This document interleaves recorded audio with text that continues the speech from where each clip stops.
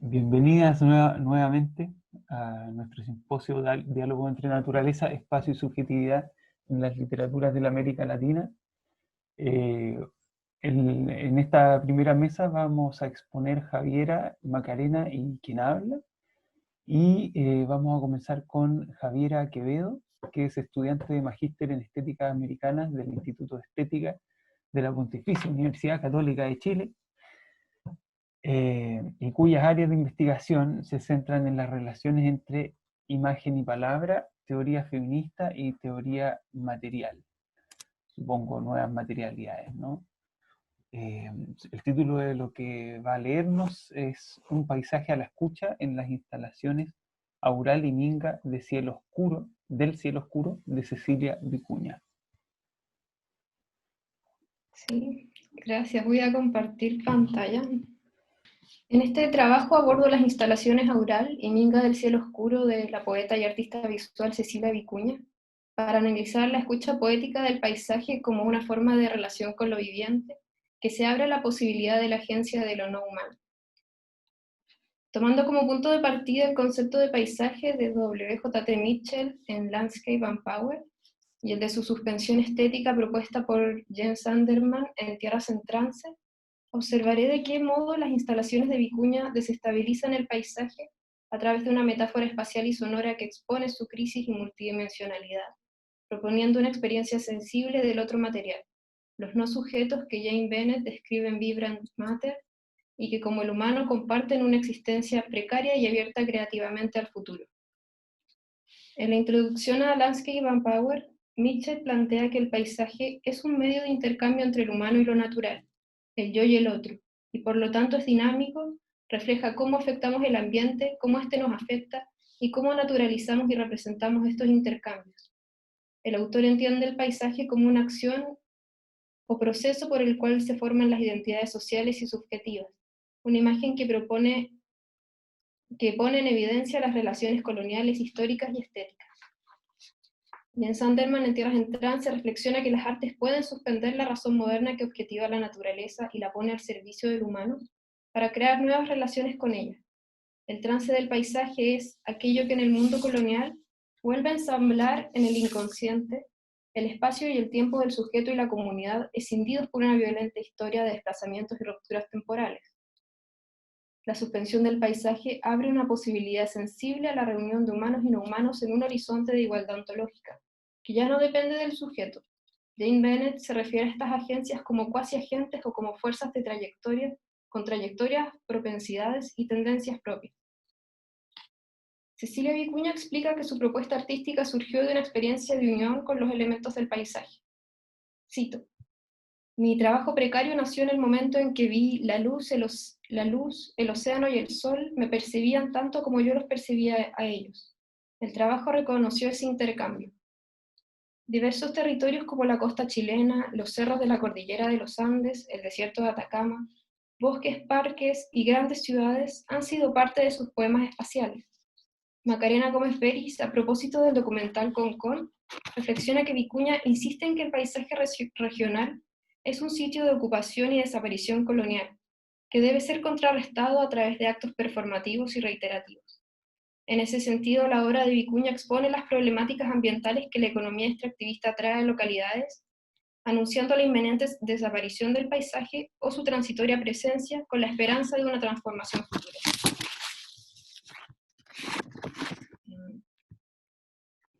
Aural fue una instalación realizada el año 2012 en la Galería Patricia Redi, en Santiago de Chile. Consistió en un conjunto circular de hilos colgantes de vellón blanco, sobre los que se proyectaron poemas en movimiento descendente acompañados por sonidos de gotas de agua y canto. Según el folleto de la obra, la estructura recuerda al sacrificio del niño Kauri Paxa, que murió para proteger las aguas. Cito un fragmento del folleto. Un río de lana entra en la galería, el río Mapocho transfigurado en el niño Kauri Paxa, sacrificado por los incas en el nacimiento del río en la cumbre del Plomo, para que nunca faltara agua en estos valles. El hilo es metáfora del agua en el mundo andino. Por el hilo las tejedoras le hablan a sus muertos. El vellón sin hilar es metáfora del cosmos en su potencial, de lo que no es y está por ser. Vicuña representa metafóricamente la caída de agua desde el Cerro El Plomo, donde el niño fue sacrificado.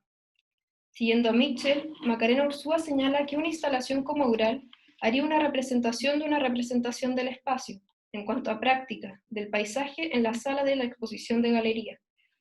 En este sentido, la obra traslada el gesto del niño inca al presente, representa su sacrificio en la galería a través de los elementos orgánicos, digitales y musicales que aluden al lugar sagrado del que surgen las aguas de Santiago. La construcción de este paisaje depende de una experiencia multisensorial, donde el agua y los cantos despiertan un conocimiento corporeizado en la memoria de los espectadores, quienes pueden reconocer los elementos naturales a su alrededor y en sí mismos. Aural es un adjetivo que remite en su etimología al órgano de la audición. En Caos Sensible, Theodor Schoen señala que el agua se comporta un poco como un órgano sensorial, percibe el mínimo roce o choque, y origina enseguida entre los dos antagonistas un equilibrio móvil rítmico. Los sonidos en Aural invitan a escuchar el espacio con las cualidades del agua, con su susceptibilidad, fluidez y vitalidad. El movimiento descendente del poema digital recuerda a la lluvia que cae como gotas de luz en la oscuridad, adaptándose a la forma de las hebras y de los espectadores. En ese caso, las palabras dirigen la atención al cuerpo de manera literal y simbólica, apuntando al humano que se compone en un 80% de fluidos. Imaginariamente, el espectador deviene río con la instalación, abriéndose a crear vínculos dinámicos con los otros elementos que la componen. McJohn Wilson observa que la oralidad provee otro modo de encarnar la poesía de Vicuña, al crear un lenguaje que es parte de un proceso orgánico o que realiza una extensión del cuerpo, acercando la escritura a los sentidos. En la instalación de Vicuña, cito Ursúa, los cantos son intervenidos por esa misma voz, la de la poeta, a la vez que el paisaje es intervenido por voz, espacio y mirada tanto del artista como de nosotros los espectadores. Cierre de la cita. En ese momento, el paisaje abandona su forma, volviéndose materia inespecífica que combina agua, cantos, lana, cuerpos y luz. En términos de Jane Bennett, consiste en materialidades vibrantes, es decir, formas y materias vivientes con agencia que trascienden lo meramente humano. La cualidad oral de la poesía de Vicuña plantea al espectador una experiencia sensible donde la materia se torna metáfora o imagen poética. Las lanas, el agua, las luces adquieren el potencial de ser oídos, de rememorar una relación ancestral de cuidado y conexión entre los humanos y no humanos. La oralidad es transitoria, se da en el presente de la comunicación, por lo que su existencia, como la de la materia, es precaria, puede morir o ser transformada. Como Wilson señala, la oralidad en la poesía de Vicuña se observa a través de su disposición a retornar y modificar su trabajo. En ese sentido, la poesía de Vicuña surge en estrecho vínculo con la vibración de la materia que interviene en la creación artística. En ese momento inestable y profundamente sensible del paisaje, surgen modos de relacionarse con lo no humano desde el mismo nivel ontológico. Vicuña, en conversación con Macarena Gómez Barris, se pregunta: ¿cuál es el punto de tejer el paisaje? Es escucharlo, y el agua quiere ser escuchada. Las tierras, las plantas, todo quiere ser escuchado porque lo estamos matando todo, y somos los asesinos. Entonces es un reconocimiento de nuestro rol ahí.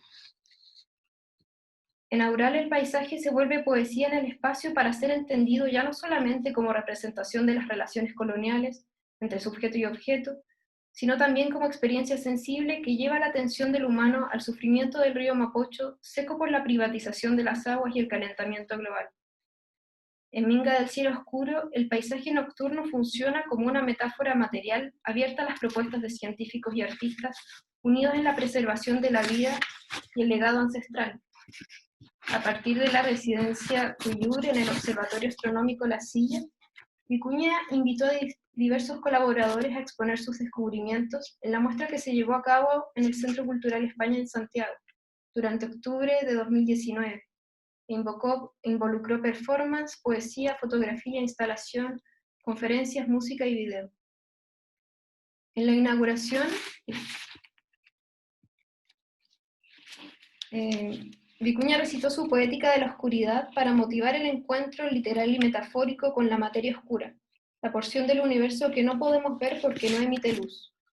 En una reciente entrevista con Anne Waldman, Vicuña explicó: cuando eliminas la oscuridad es como si eliminaras la madre, la poesía, la mitad de nuestro ser, y afecta las conexiones neuronales en nuestro propio cerebro. Ante el desvanecimiento de la noche, que avanza un 2% anual por la contaminación lumínica, Vicuña en Minga del cielo oscuro plantea la necesidad humana, fisiológica y estética de retirarse a la noche oscura del alma para dar lugar a nuevas relaciones con la materia. La escucha de ese paisaje nocturno puede conducir al trance estético, citando a Anderson, al agotamiento del mundo como forma, citando a Anderman, perdón, al agotamiento del mundo como fondo u horizonte de la subjetividad, como red extensa a disposición del sujeto que se afirma y objetiva en su distinción frente a ella, en cuyo lugar o más bien en cuyo vacío se tornan posibles nuevas alianzas entre humanos y no humanos por igual. Antes que el vacío, Cecilia llama a llevar la atención a la materia, aun cuando sea oscura, desconocida o no humana, para elevarla a través de la imagen poética como una igual.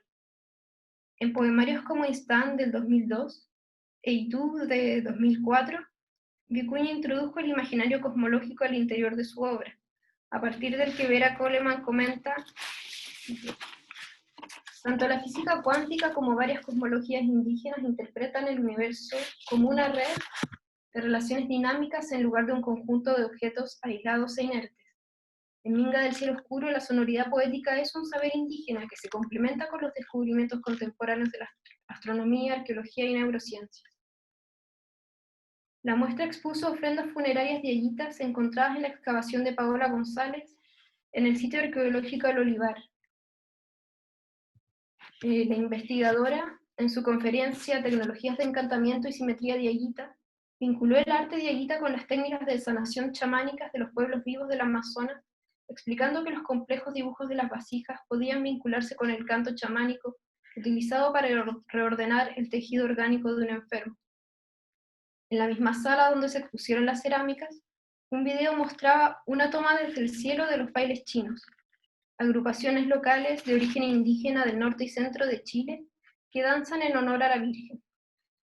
José Pérez de Arce en Bailes chinos y su identidad invisible plantea: es posible dibujar la partitura de los bailes como un mapa que inscribe el recorrido del sonido. El territorio donde se realiza el ritual se define como espacio sagrado. En el video, los bailarines de blanco, en contraste con el fondo oscuro, trazaban formas geométricas sobre el territorio para establecer una relación sagrada con el universo. Esa sonoridad ancestral se condujo a la performance que inauguró la muestra, donde Cecilia Vicuña apagó las luces de la sala y comenzó a recorrer el espacio improvisando versos a la noche. El poeta Héctor Hernández Montesinos narra ese momento diciendo: nos apagamos como forma de vida y llevamos la muerte a todas las otras.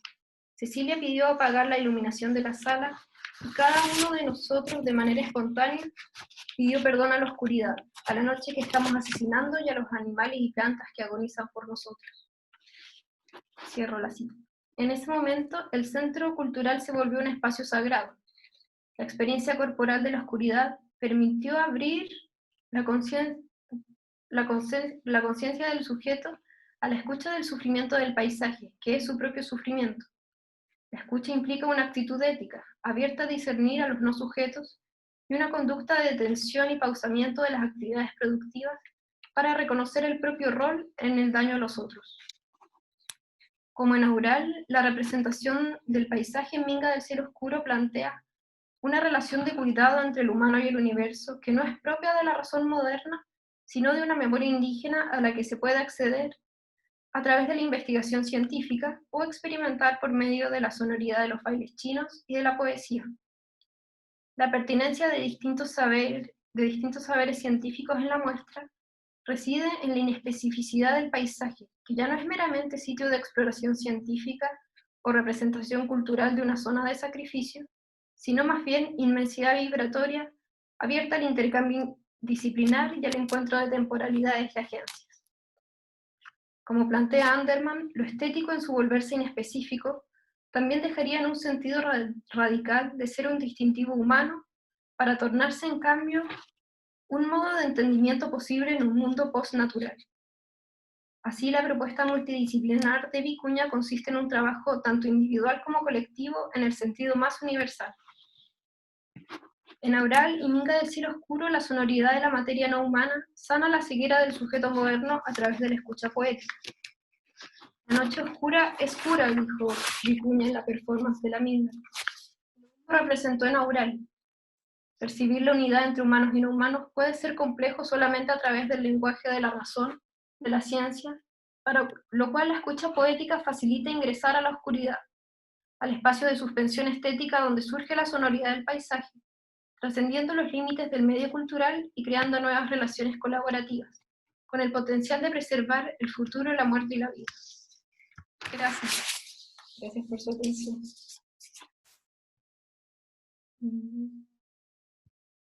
Ahí está.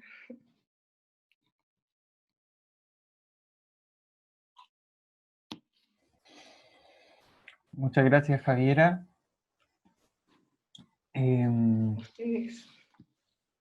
Continuamos con Macarena,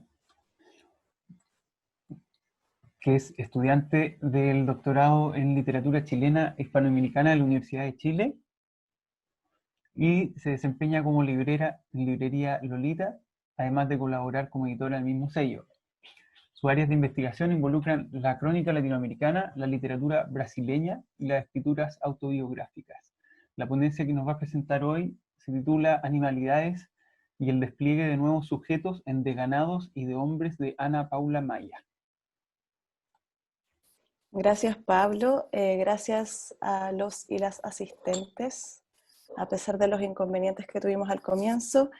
Y en virtud del tiempo voy a comenzar.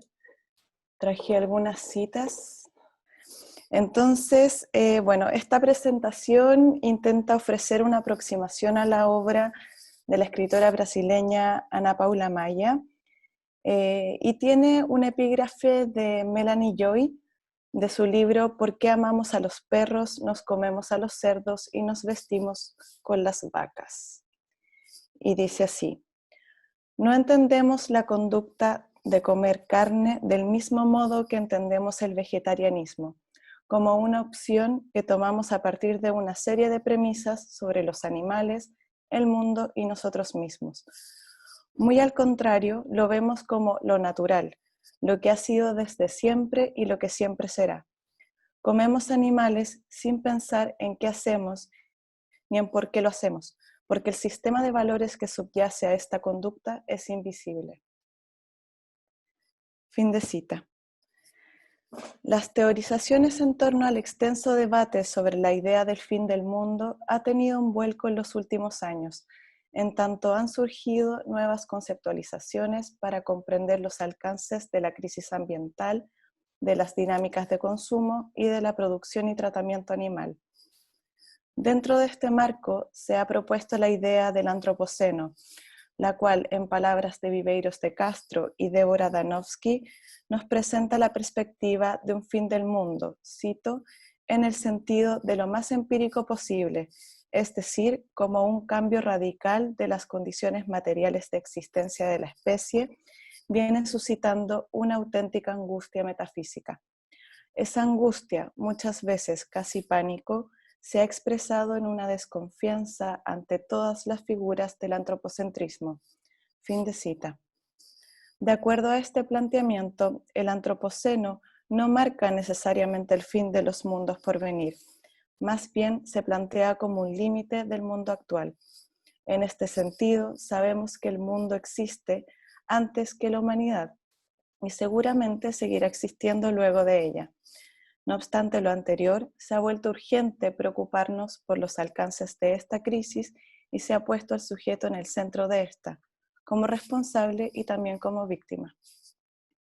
Como plantea Bruno Latour en Nunca fuimos modernos, la separación entre el hombre y el mundo se expresa en dos figuras complementarias: la de la desaparición del mundo al ser absorbido por el sujeto y transformado en su objeto, y la de la desaparición del sujeto al ser absorbido por el mundo y transformado en cosa entre cosas, un artefacto orgánico montado por un relojero ciego. Dentro de este escenario, las narrativas literarias han hecho un esfuerzo por tematizar los alcances de estos fines del mundo, si es que se puede llamar así. Hoy en día podemos encontrar muchos aportes, sobre todo desde la vereda latinoamericana, que se han propuesto tematizar este tipo de problemas. Por ejemplo, una narrativa distópica ha elaborado discursos que ponen sobre la palestra los alcances de la tecnología y las relaciones de esta y los sujetos, entre esta y los sujetos, perdón. Otras, en cambio, se han orientado hacia un discurso ecológico y ecocrítico sobre la explotación de los recursos naturales y sobre la producción y consumo animal. Tal es el caso de la propuesta de Ana Paula Maya, en cuyas obras es posible reconocer personajes que, volviendo a Latour, son absorbidos por las lógicas de la producción y del consumo. Su obra narrativa ha sido reconocida como una escritura cargada de brutalidad y dotada de una particular sensibilidad estética, a partir de la cual pueden comprenderse las aterradoras lógicas de producción en la actualidad y las consecuencias que éstas tienen, en particular en los animales y en la naturaleza. Creo que en su novela De ganados y de hombres es posible ver una respuesta, una salida que no necesariamente es planteada por los protagonistas, los hombres, sino que más bien por los ganados. En este sentido, me interesa dar cuenta a lo largo de este trabajo cómo se expresan las lógicas de producción y de consumo animal a partir de la configuración de los espacios, de las relaciones entre los sujetos y entre los sujetos y animales. Esta novela tiene en el centro la historia de Edgar Wilson, quien trabaja en un matadero como aturdidor y cuya tarea consiste en darles a los animales el golpe que los deja inconscientes antes de ser degollados y faenados. A pesar de la crueldad que supone el trabajo de Edgar, el protagonista demuestra una sensibilidad hacia los animales, pues pareciera ser que es el único que logra comprender el comportamiento de las vacas. A partir de ello, se construye una relación entre animales y hombres que pareciera no estar muy bien delimitada, en tanto que se complejizan las relaciones entre ciudad, naturaleza y entre sujetos y animales. Desde el comienzo del relato se pone en evidencia que el matadero instalado al interior de la región está poniendo en crisis a la naturaleza y a los animales que habitan en el lugar. En el paisaje exterior se describe un río contaminado, ya que, cito, todos los mataderos de la región lanzan sus toneladas de litros de sangre y restos de víscera de ganado. El río va a dar al mar, y con él la sangre de las bestias de campo. Fin de cita. Además, los campos han sido cercados y transformados en fábricas, y los habitantes son los mismos trabajadores que han migrado en busca de mejores oportunidades laborales. Se muestra entonces un escenario en transformación, un tránsito que responde al progreso del capitalismo avanzado. En cuanto a los espacios cerrados, estos son descritos de una manera hermética y dual, que bajo la mirada del narrador se elabora una distinción entre el aquí y el allá. Mientras el matadero es oscuro, sucio y descuidado, la fábrica de hamburguesas en la que se procesa la carne del matadero se destaca por su pulcritud, su iluminación y su blancura. No obstante esta distinción, estos lugares están atravesados por la muerte, por el sacrificio, por la sangre, de modo que bajo la construcción de un espacio inmaculado como lo es la fábrica, subyace una crueldad similar a la del matadero. Cito: allá en la fábrica de hamburguesas, la blancura refleja una paz que no existe, un relumbrón que enceguece la muerte. Todos son matadores, cada cual de su especie, ejecutando la función que les toca en la línea del sacrificio. A partir de esto, es evidente que los espacios, por muy cuidados que estén y por muy limpios que se mantengan, pertenecen y avalan a la misma lógica de producción animal, la misma que asesina a las vacas, procesa su carne y la convierte en hamburguesas. En este sentido, este espacio industrializado se define por las prácticas que esconde, construyendo nuevas masas identitarias. El matadero y la fábrica de hamburguesas comparten sus políticas legitimadoras por las dinámicas que se despliegan de cada escenario, articulando así un discurso ideológico. Volviendo al epígrafe que da inicio a este trabajo, cito: el sistema de valores que subyace a estas conductas son invisibles, fin de cita, y en aquello que no se muestra y que no se ve está la ideología. Conforme a lo anterior, en la novela se construye un circuito donde los sujetos son puestos en la cadena de producción, al igual que los ganados que son afanados cada día en el matadero. En este sentido, los hombres, en tanto fuerza de trabajo, son tratados como ganados.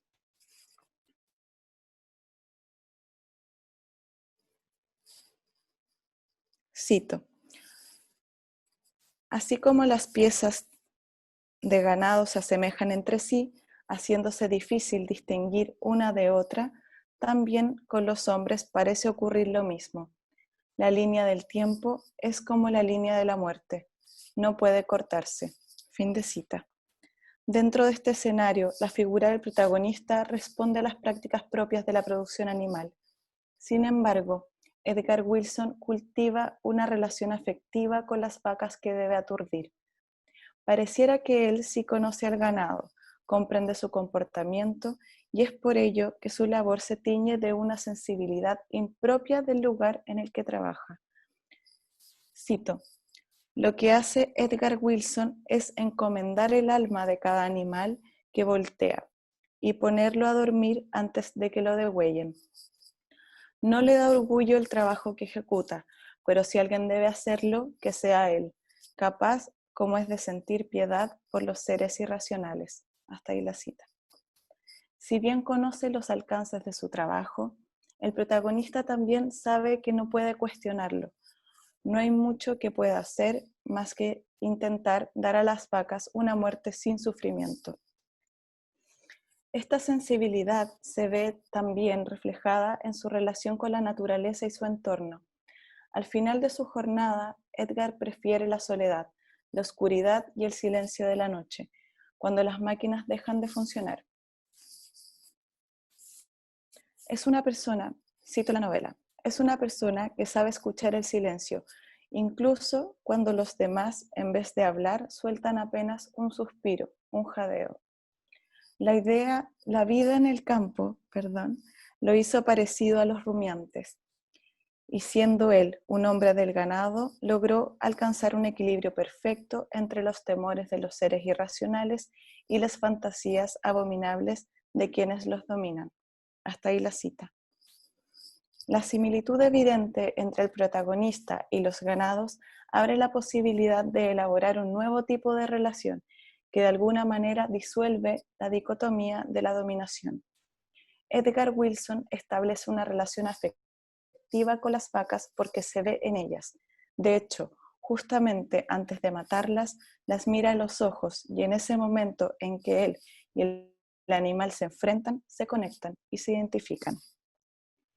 Pareciera ser que en esta relación hay, en palabras de Rancière, un reparto de lo sensible, comprendido como, cito, ese sistema de evidencias sensibles que al mismo tiempo hace visible la existencia de un común y los recortes que allí definen los lugares y las partes respectivas. Hasta ahí la cita.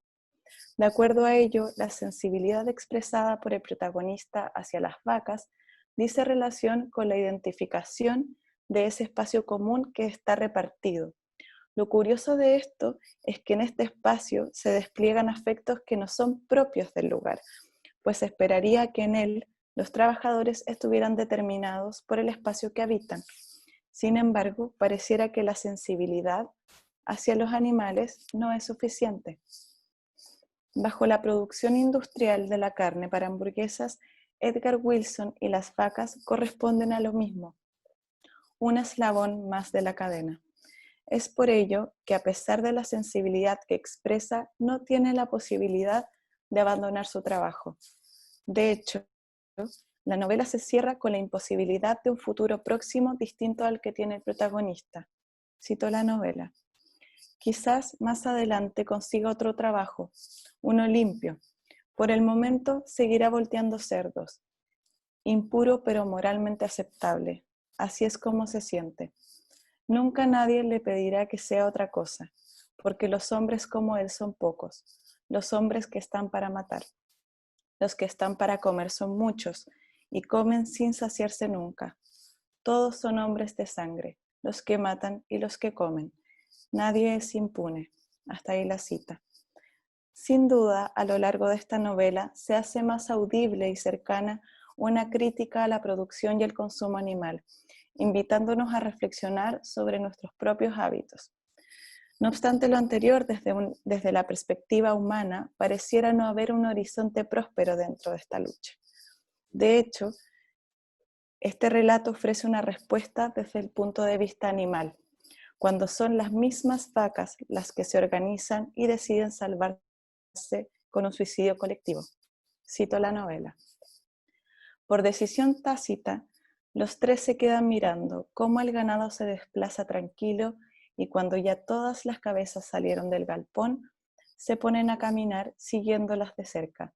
La primera vaca salta y detrás enseguida salta la segunda.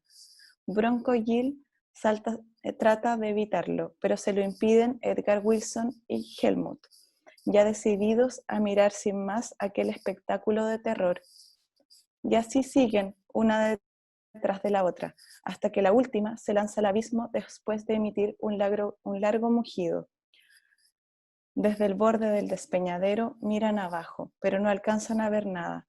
Recién por la mañana, cuando el sol se levante, podrán contemplar el suicidio colectivo de las vacas. Hasta ahí la cita. Esta escena desconcertante que supone la organización del ganado para salir del matadero puede interpretarse como una forma de liberación por parte del colectivo. El ganado decidió lanzarse al vacío porque prefiere morir así que a manos de los hombres. Prefiere morir en la naturaleza donde es criado que bajo la brutalidad de las lógicas de producción de su carne. Cuando los empleados comunican esta situación a Don Milo, este evidentemente no lo cree. Se mataron, Don Milo, a lo que el jefe responde, pero son animales, no deciden esas cosas, no tienen voluntad. Una vaca no puede pensar en suicidarse. La explicación de Edgar es que parece que se acostumbraron a nosotros. De ganados y de hombres es una novela que nos invita a reflexionar en torno a las lógicas productivas del consumo animal y el cuidado urgente que debemos tener por aquellos espacios que se encuentran en peligro. En una segunda instancia, invita a preguntarse por las consecuencias del capitalismo avanzado, que pueden leerse desde el aumento de la producción de la industria ganadera, la explotación de los recursos naturales y el desplazamiento del sujeto hacia otros espacios, lugares y paisajes.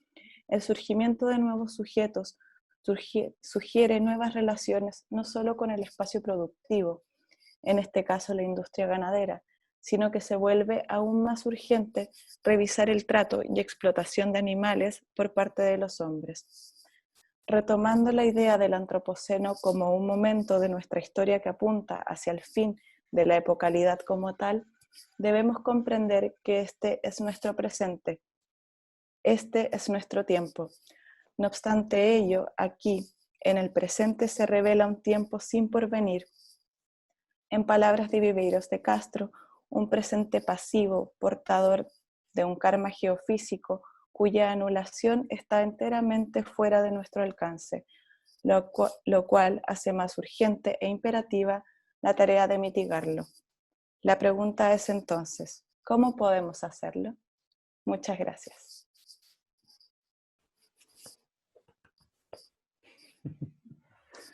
Muchas gracias, Maca. Gracias a ustedes por escuchar. Ahora yo te presento a ti, ¿no? Sí, voy a darle la palabra a Macarena ahora, que se convierte en la moderadora. Muy bien, entonces vamos con la presentación de Pablo. Pablo Concha es estudiante del doctorado en estudios latinoamericanos de la Universidad de Chile. Sus áreas de estudios contemplan regionalismo, glotopolítica e historia intelectual de América Latina en los siglos XIX y XX, con especial énfasis en Chile y Brasil. Su ponencia se titula La política espacioafectiva de Vicente Pérez Rosales en Recuerdos del Pasado, 1814-1860. Gracias, Maca. Un aviso, voy a compartir pantalla porque no pude imprimir mi presentación y no sé cómo se puede compartir pantalla y estar leyendo al mismo tiempo en el computador. Creo que no es posible.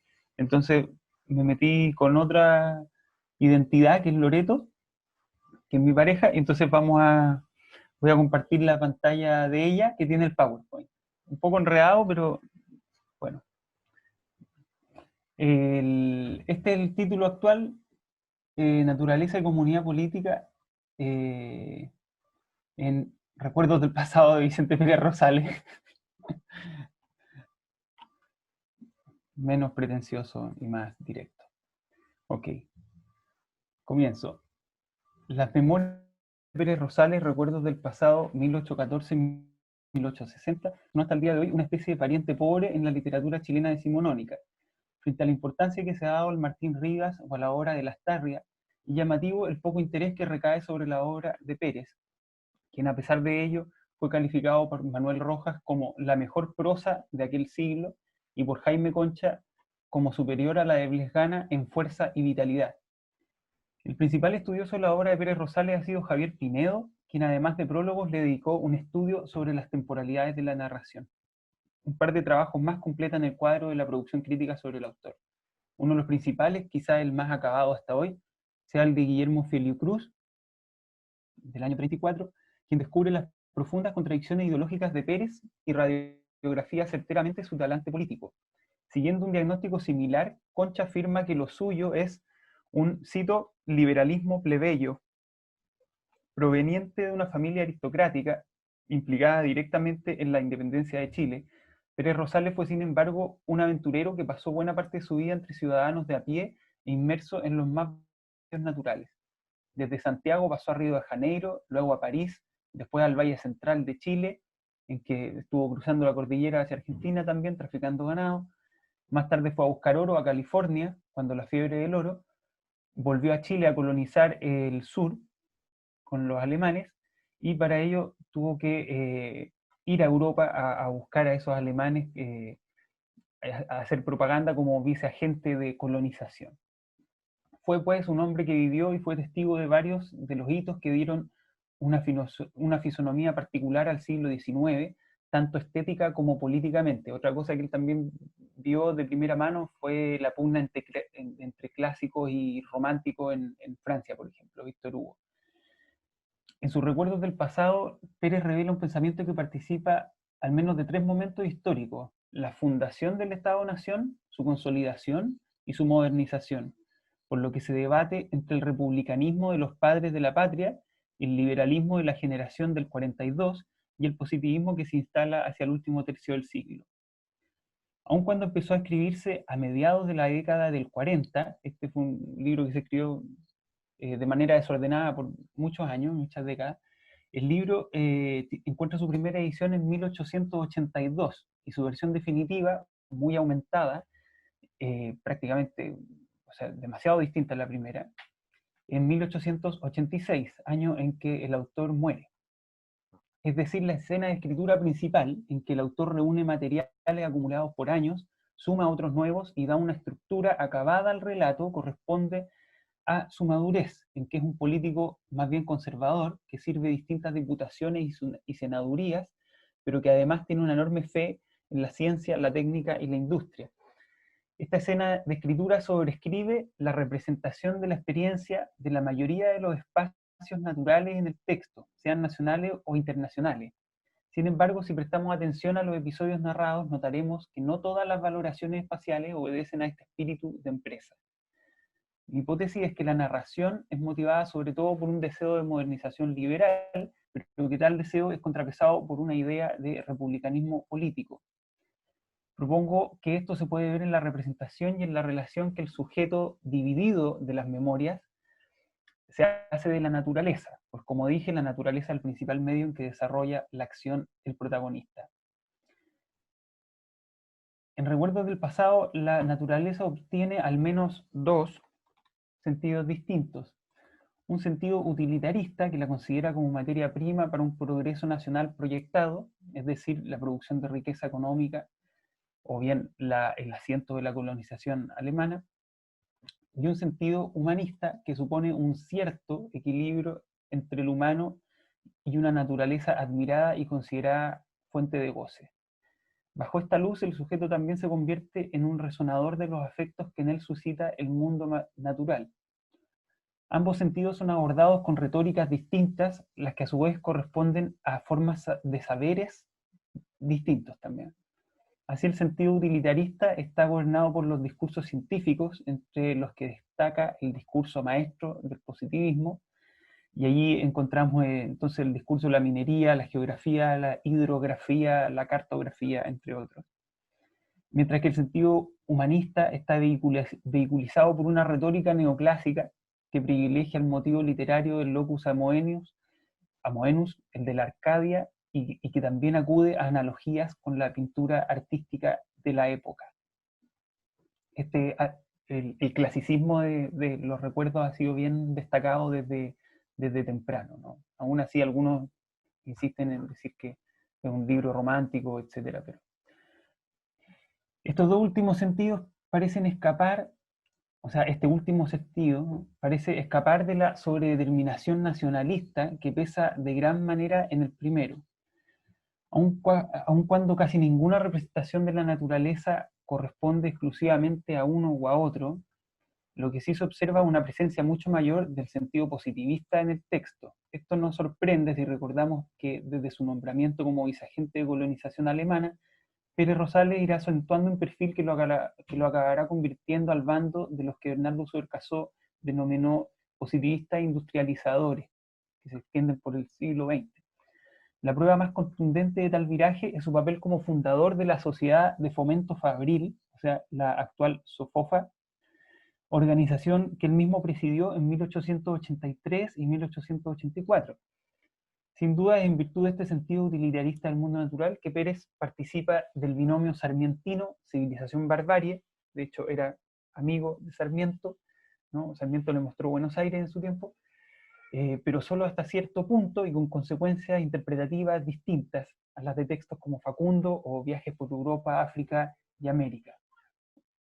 Un rasgo destacable de los recuerdos es que Pérez Rosales lleva consigo los lentes de la nación chilena a donde quiera que va.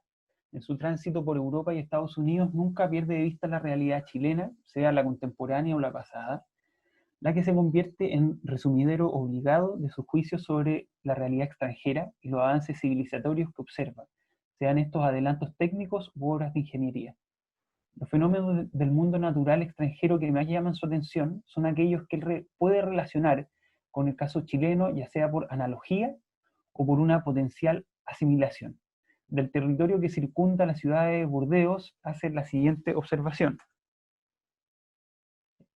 En mis correrías por los distritos viñeros tuve ocasión de atravesar con frecuencia parte de los grandes arenales que por allá llaman landes y que tienen alguna semejanza con los que se forman en Chile en las inmediaciones del desagüe de los ríos en el mar, como en Talcahuano, en Boyeruca y en algunos trechos que forman parte de las riberas del Biobío.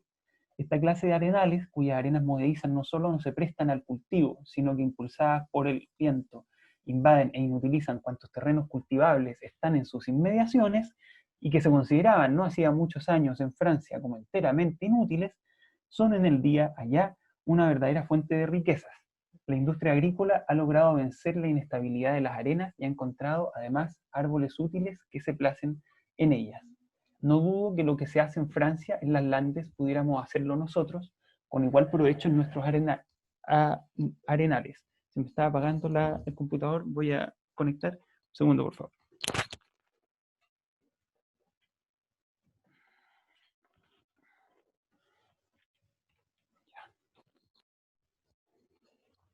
El pasaje continúa con una acabada descripción de la técnica para fijar y utilizar los arenales, por ejemplo, con la siembra de pinos.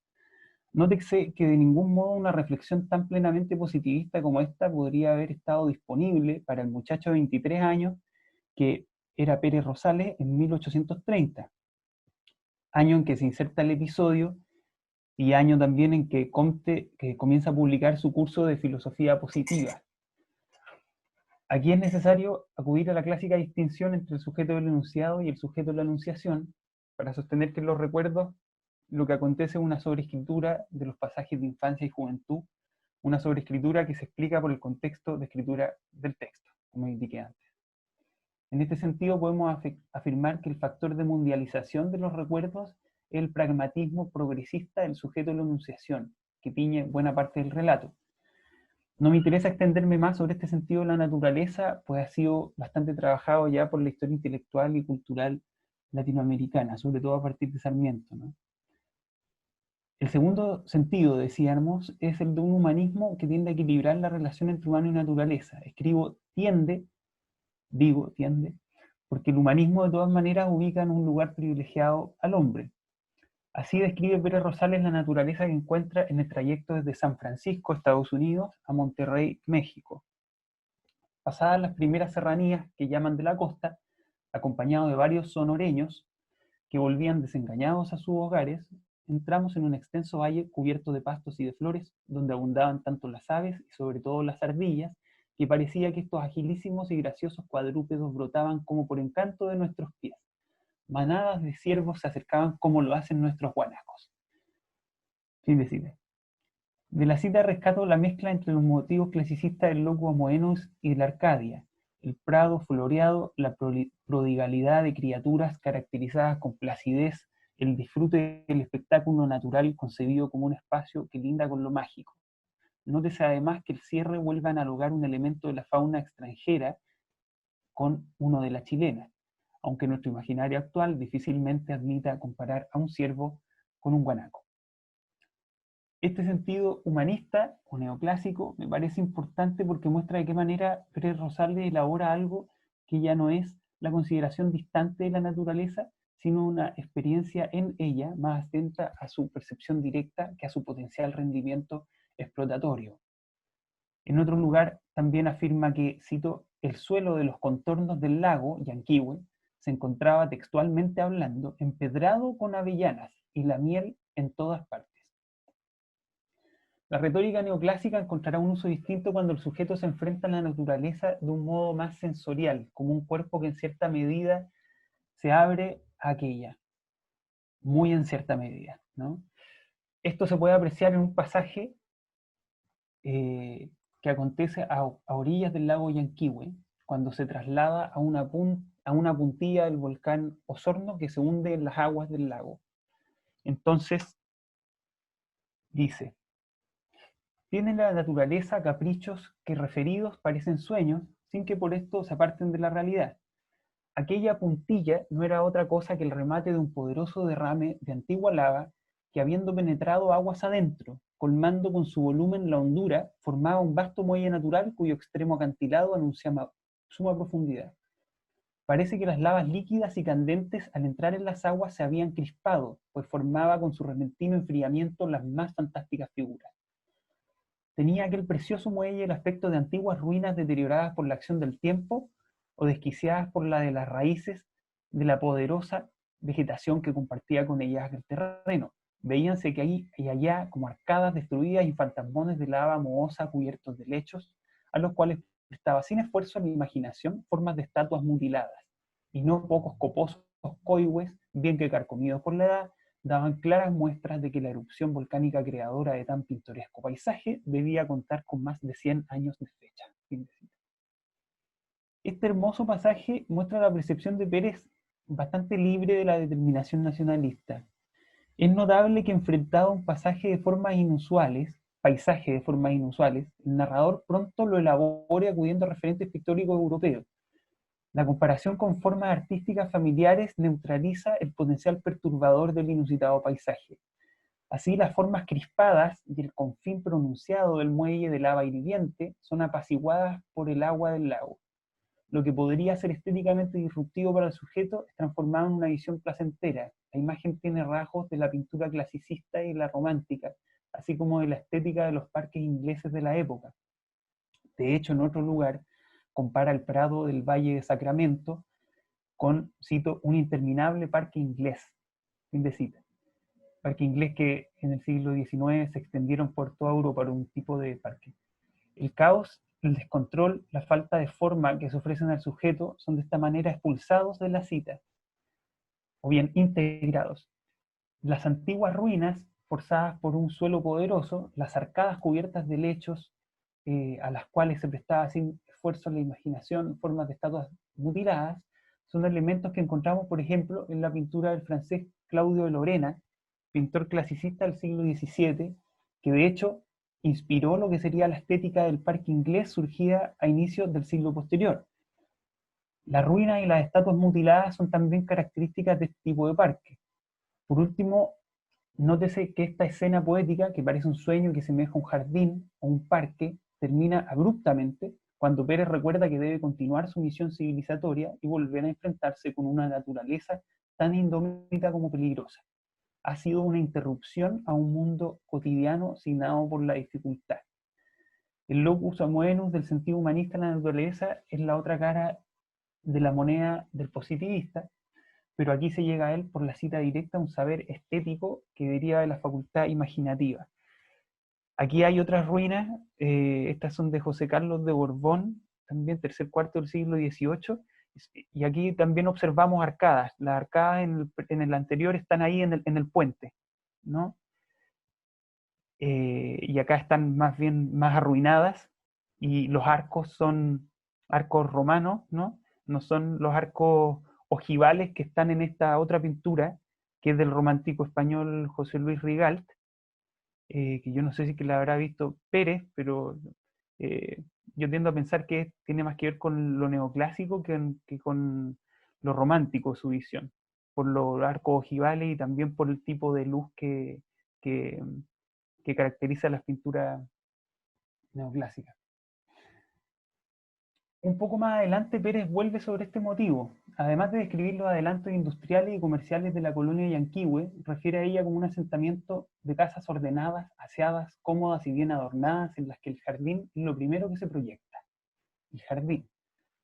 La figura del jardín resulta clave además porque es justamente un caprichosísimo jardín, cito, el que inaugura el territorio de la colonia.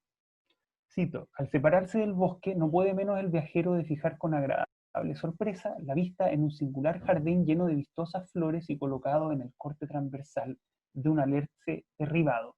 Fin de cita.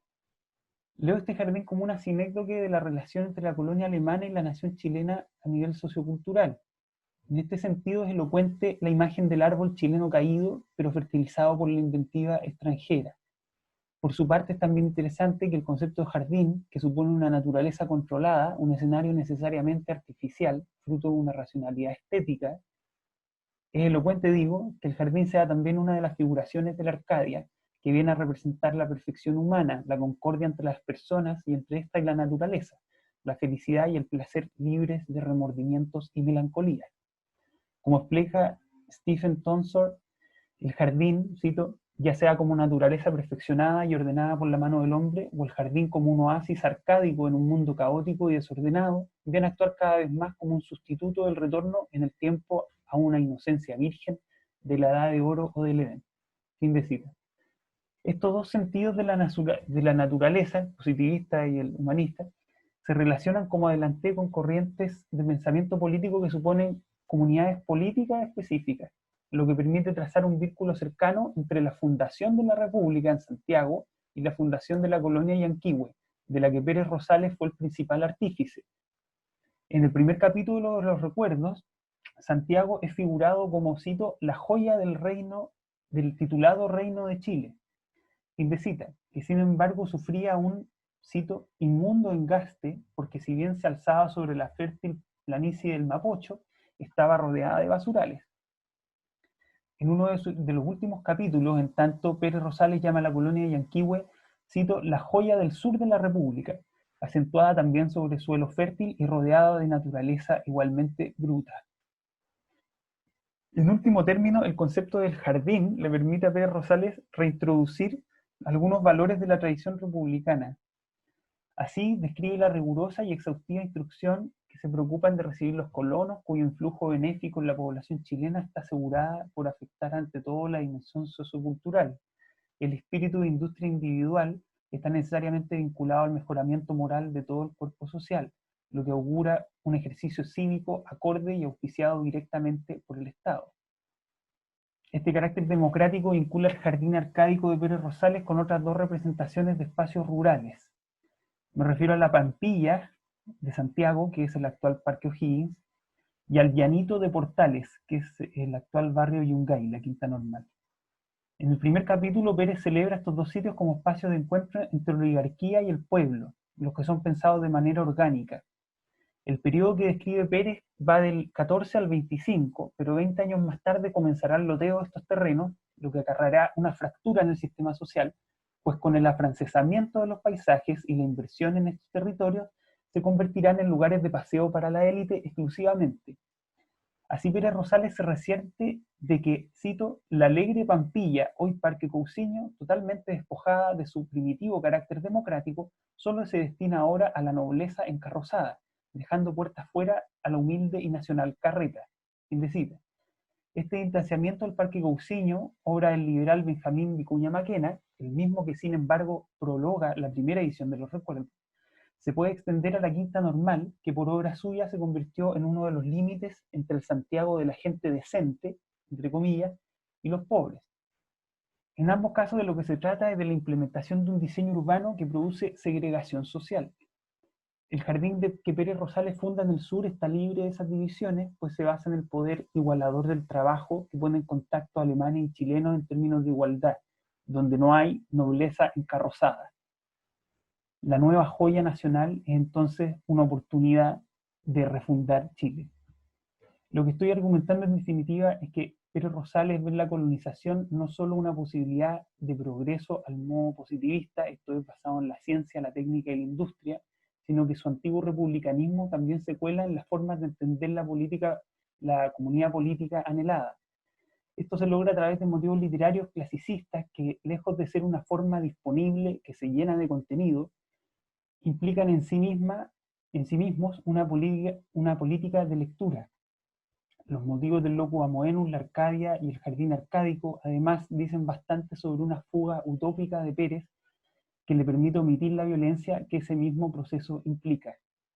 La vía de acceso a este ensamblaje retórico-político han sido las distintas visiones de la naturaleza de un viejo calavera cuyas ansias de riqueza personal intentan avenirse con una menos evidente pero igualmente cierta preocupación por la comunidad nacional. Gracias.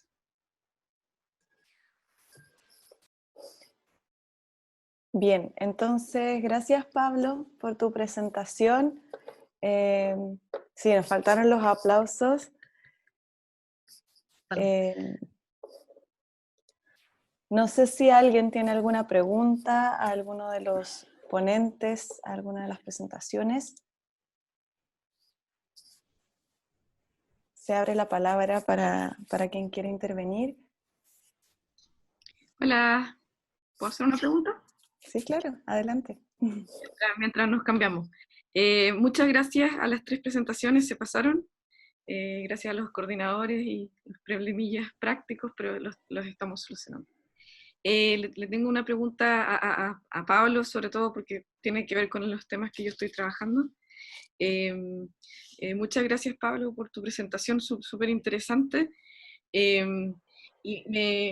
me llamó mucho la atención, quizás lo puedes como profundizar un poco, o en verdad es más un comentario más que una pregunta, porque está todo muy claro. Esta como relación o oposición entre el jardín y el bosque, porque yo estaba como trabajando un poco más el tema del bosque en la cultura alemana y cómo eso en el fondo permitió como ciertas identificaciones en el territorio chileno, y de hecho en los poetas como descendientes de alemanes se refieren mucho al bosque. Entonces como que ahí en el fondo, y eso tendría que ver más bien con un imaginario más bien romántico, ¿sí? Más quizás que neoclásico, ¿sí? Pero me llamó mucho la atención lo que dijiste del jardín, porque si uno se fija, o los que vivimos en Chile, los que viven en México quizás no lo saben, pero los que vivimos en Chile, en el sur de Chile, muchas las familias descendientes de alemanes, todos tienen una preocupación muy importante por el jardín, ¿sí? Son jardines muy trabajados, muy preocupados, ¿sí? En el fondo, y me llamó mucho ahí un poco como esta tensión de que habría como ahí una suerte como de contradicción un poquito, ¿sí? O no sé si contradicción es la palabra, pero por un lado este imaginario más bien romántico con el bosque, pero por otro lado esta alusión al jardín, y que el jardín sería como una imagen figurativa como de este proyecto de comunidad que tú estás hablando, que estaría ahí presente en Vicente Pérez Rosales, que él la veía la colonización, omitió la violencia y vio como una comunidad política anhelada, lo encontré súper interesante. Entonces, no sé si, en verdad, no, te estoy comentando nomás, yo creo que está súper claro lo que tú dijiste, pero creo que ahí hay dos como espacios naturales que representan un poco estas dos fuerzas que tú dices que están presentes en Vicente Pérez Rosales y que quizás incluso están incluidos en la gran paradoja de la colonización alemana, porque los alemanes en el fondo está este amor a la naturaleza, pero por otro lado la dominaron, ¿sí? Y la industrializaron y talaron los bosques, ¿sí? Entonces son los grandes trabajadores de la tierra, ¿sí? O como los grandes productivos. Un poco eso, no sé si quieres agregar algo más, pero muchas gracias. Súper gracias por el comentario, Angie. No había pensado en eso, para nada. Así que bacán.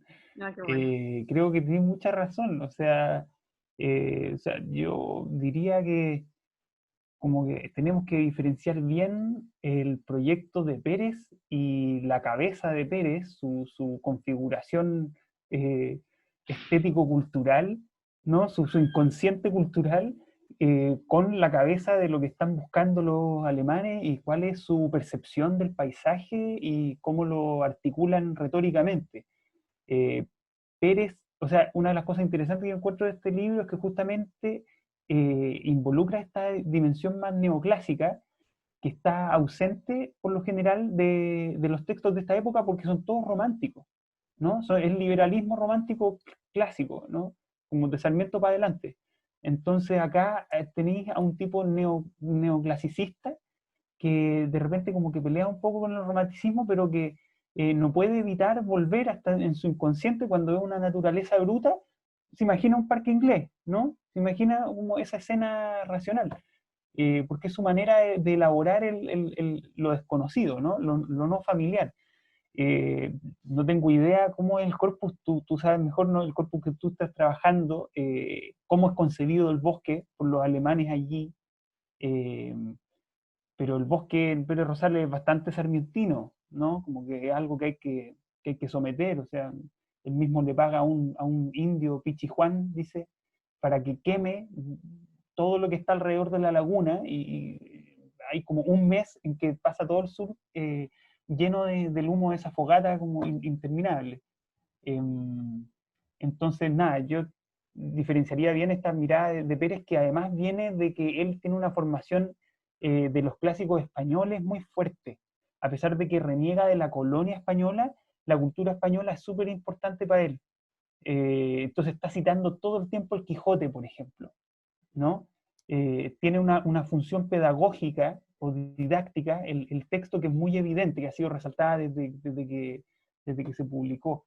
Entonces todo ese influjo neoclásico como que creo que ayuda a explicar eso, pero de todas formas no se puede tomar, como tú decís, como eh, una imagen valedera para la representación que se hizo, que se hicieron los colonos mismos, de lo que estaban haciendo y de cuál era su lugar allí.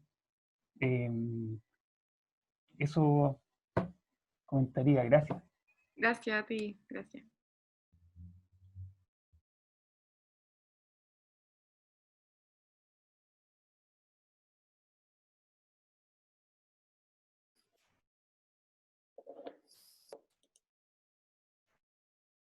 ¿Alguna otra pregunta, observación?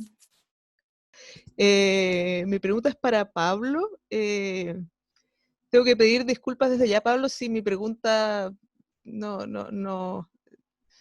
toma en cuenta quizás algunas cosas que tú dijiste, porque estoy en una circunstancia en que estoy entre clases y Jaya, entonces no pude prestarle toda mi atención a tu lectura.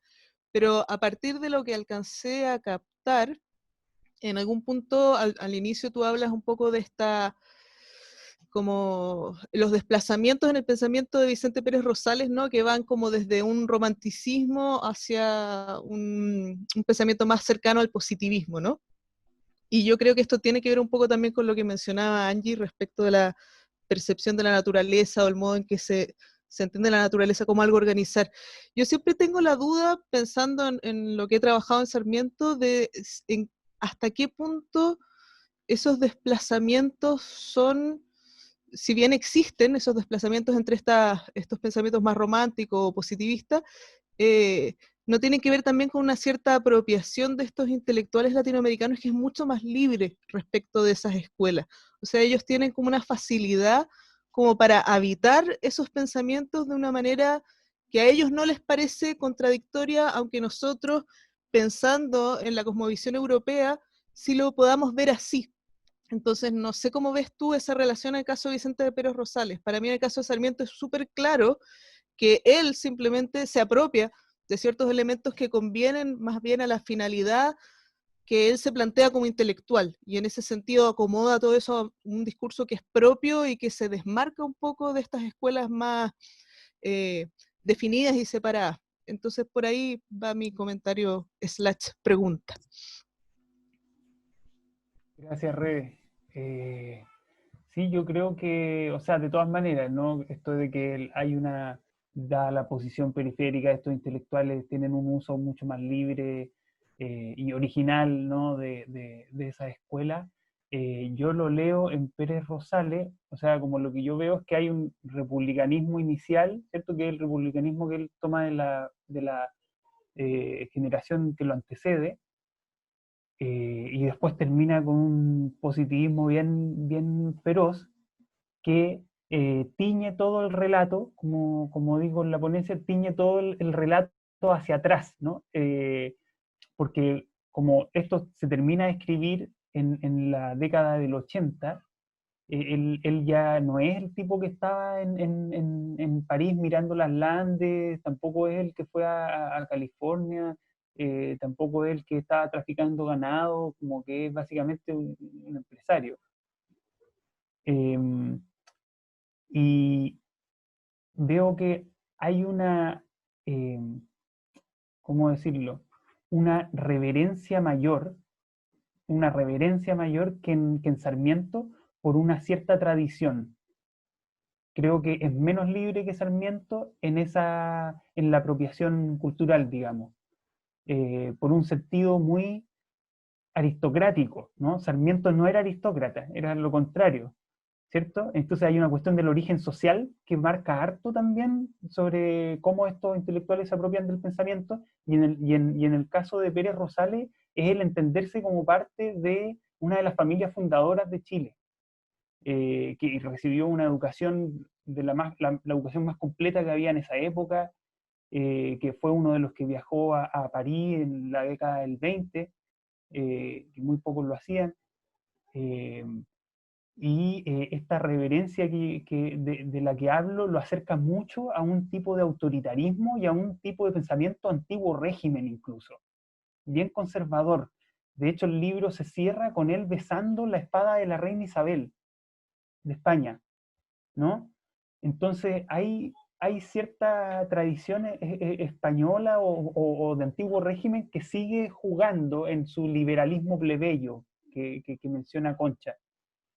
No sé si pucha, es un poco enredado, No, pero, lo entendí pero, perfectamente. pero ¿me Me entendí? parece muy interesante eso de que hay una adscripción de clase Sí, que interviene en esas apropiaciones. No lo había pensado, pero en realidad ahora que lo dices me parece que súper claro.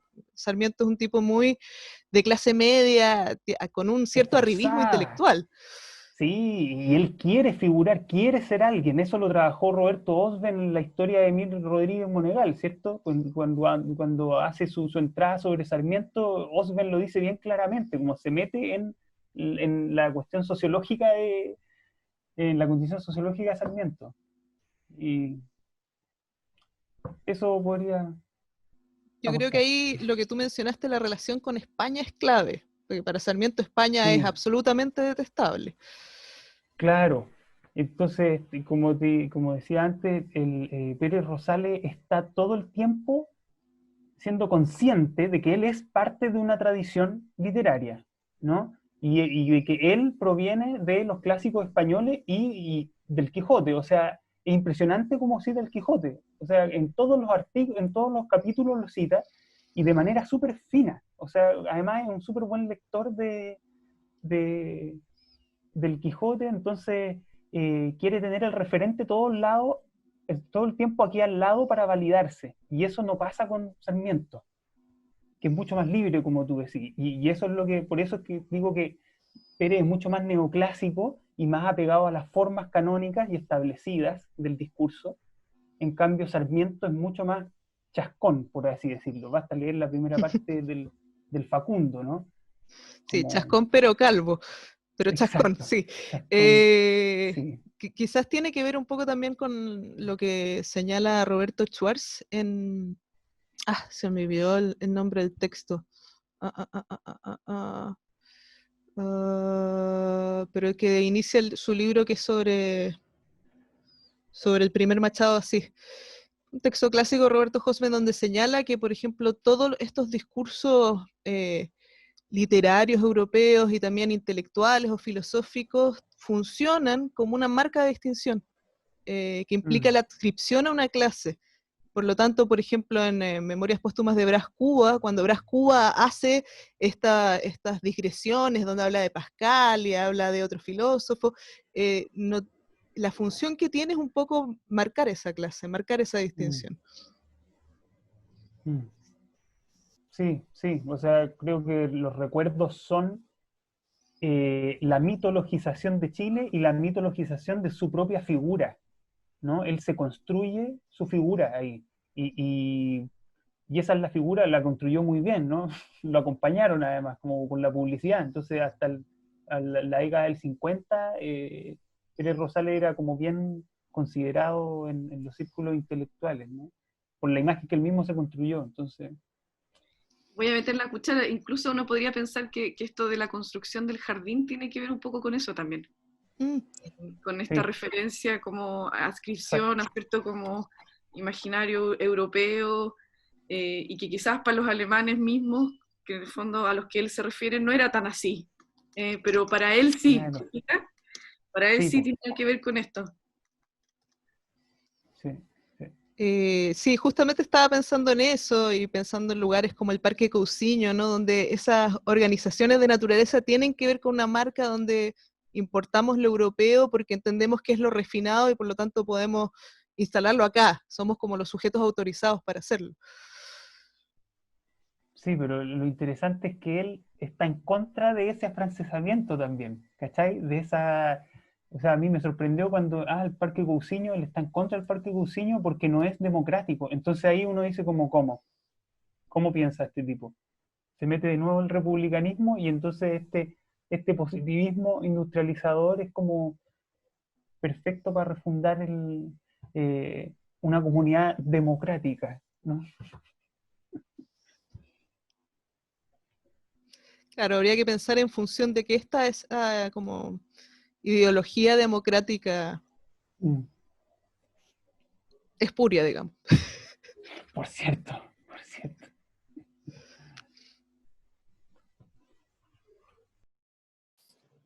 ¿Alguna otra pregunta, comentario?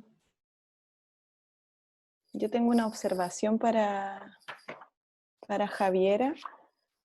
Yo no soy muy conocedora de la obra de Cecilia Vicuña, pero sí me pareció bien interesante este concepto como de lo precario, ¿cierto?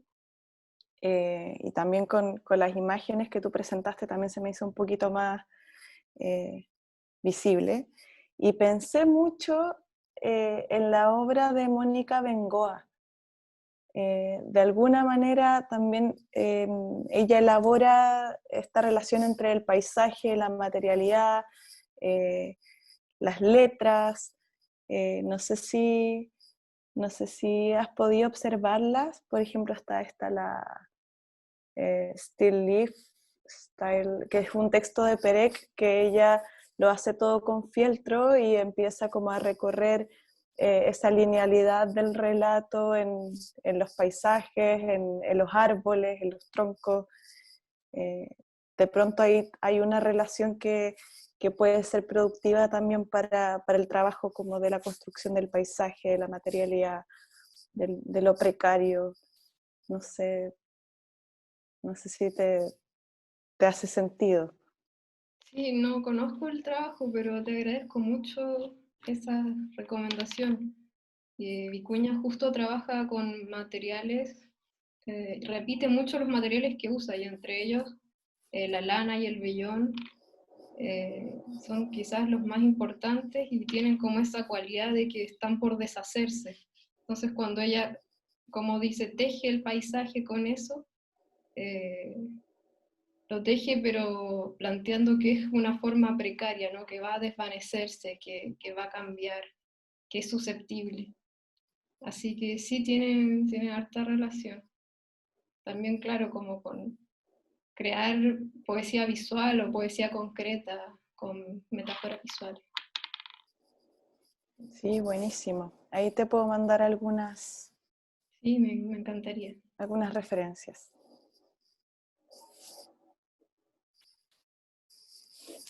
¿Alguien más?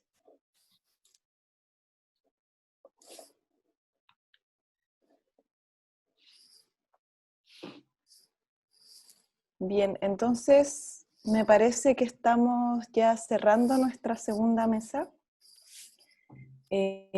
A las 1 en hora chilena y a las 12 en hora mexicana tenemos la última mesa de nuestro simposio.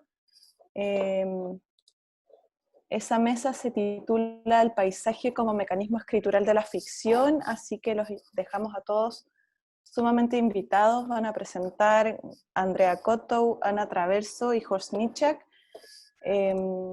Y no me queda nada más que agradecerles por su presencia, por sus observaciones, su asistencia, y espero que nos encontremos pronto.